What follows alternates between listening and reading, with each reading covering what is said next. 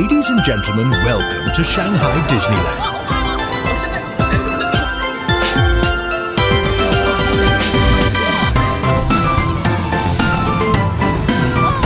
Hi guys, I'm Tess, finally making videos in 2026. Welcome to my first vlog and we're heading to Shanghai Disneyland. Before even reaching the entrance, there was lots of walking. It felt like it would never end. Then came bag check and ticket check. Make sure you guys check what is not allowed to bring in Disneyland. After all that, and we're finally in. Right at the entrance, there were people selling non-Disney hairbands for a cheaper price, so if you're on a budget, keep an eye out. They look exactly like the same as the headbands sold on Disneyland. We arrived at Shanghai Disneyland at around 8 a.m. and let me tell you guys, there were already so many people. They were lining up to take pictures with the Disney mascots. And there we go, we can see the castle. Quickly head to a shop to buy headbands and oh my goodness, Disney souvenirs everywhere. Heaps of plushies, keychains, cups, toys. It felt like a Disney heaven and most of the items they range from around 50 RMB to 200 RMB. We're heading to the first ride of our day and it's the Pirates of the Caribbean located in the Treasure Cove. There were already lots of people lining up waiting to get into the ride since it was one of the highly recommended rides in Shanghai Disneyland. The ride is about 8 minutes long and it's a 5D experience without wearing any glasses. It honestly feels like you're inside the movie hunting for treasure with the pirates. The visuals were insanely good, super immersive and easily one of the best rides in the entire park. I do recommend this ride if you're heading to Shanghai Disneyland because it was one of my favorite rides throughout the day.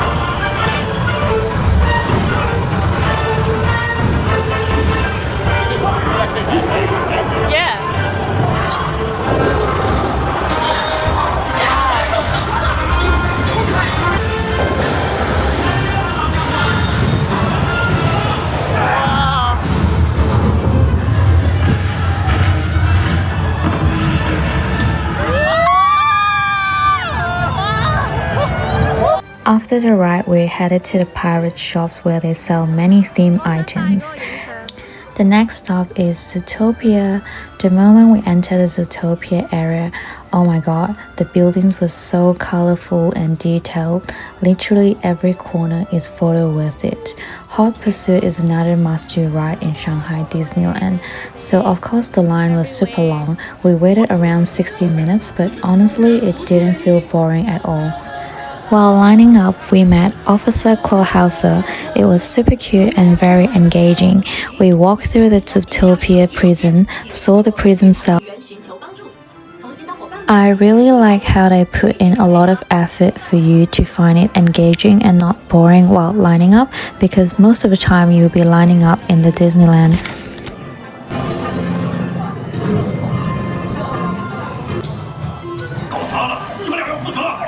And then we finally hop into a police car. The ride itself was fast-paced, super fun and immersive, about 5 minutes long, and I'll show you guys my experience in the video.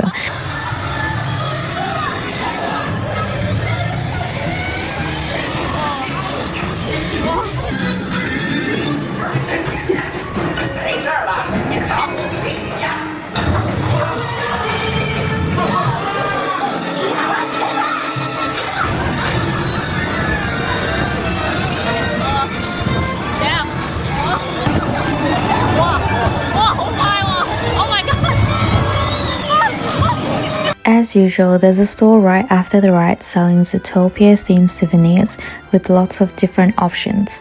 After those 2 rides, including lining up, it took us about 3 hours and we were starving.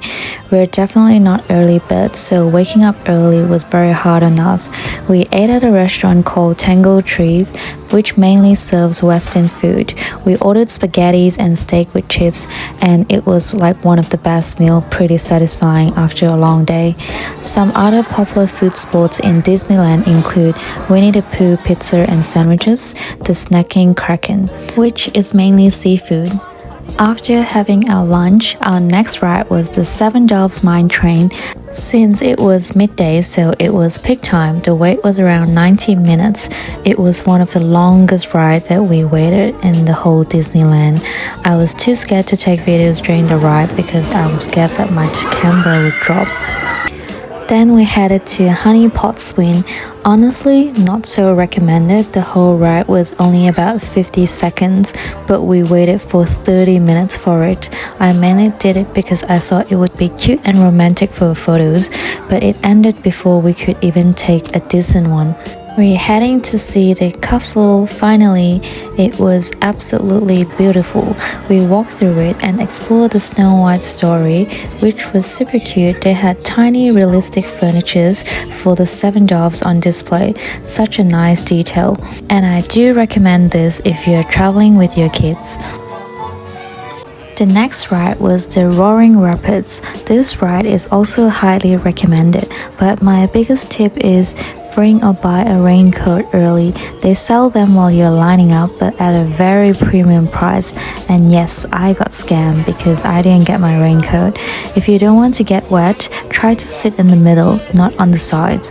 Well, you can't really control that though. Another tips for you guys is not to hold onto the middle grip for too tight because it smells so bad and the smell stays on your hand for a long time. And we're heading to our last ride, which is Tron, located in Tomorrowland. We saved the best for last. Tron was one of our favorite and most exciting ride of the day. The wait time was around 60 minutes. The whole area was filled with neon lights, futuristic designs, and super eye-catching visuals.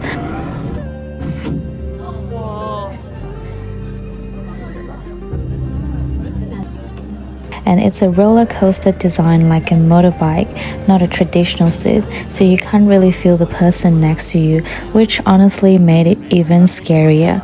We got placed in the first row because the couple in front of us was scared. It was the scariest thing for me because I'm scared of rides in general, but I'm glad that it happened because it was the best thing that we experienced for the day. So I highly recommend you guys to get the first row if you guys can.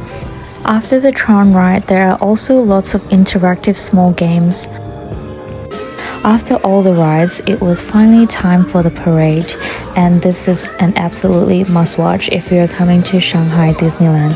It's super engaging with characters dancing, waving, and if you're lucky enough to get front row, they'll even interact with you. The energy is amazing and it really brings the park to life.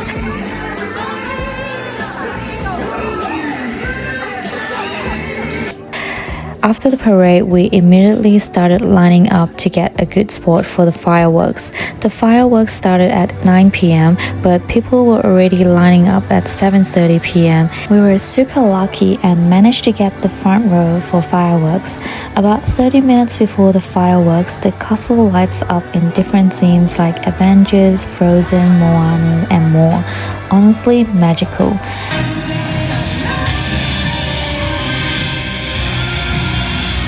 And then the fireworks finally started. The whole show lasted about 10 minutes, which is actually a really good length and such a perfect way to end the day. One thing I realized though, the best spot for photos is actually further back, because if you're in the front row, you are not allowed to stand up, which makes taking pictures and video a bit tricky. And that officially marks the end of our day in Shanghai Disneyland.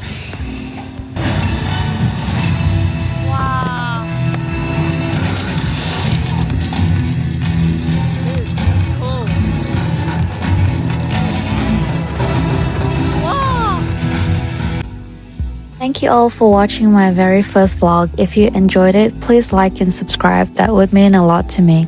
See you all in the next video.